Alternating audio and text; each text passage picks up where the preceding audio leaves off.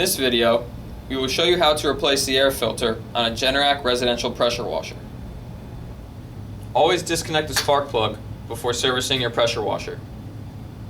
To replace the air filter, first remove the air filter cover by unlocking the tabs.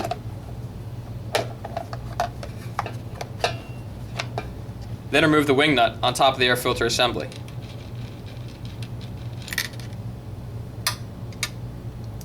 And pull out the old air filter. Take the new air filter and insert it back into the air filter base.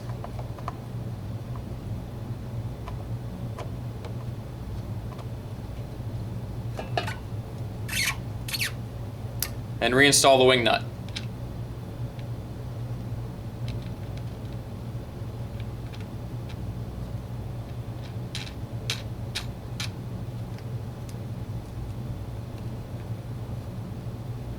Finally, reinstall the air filter cover, making sure the tabs lock back into place.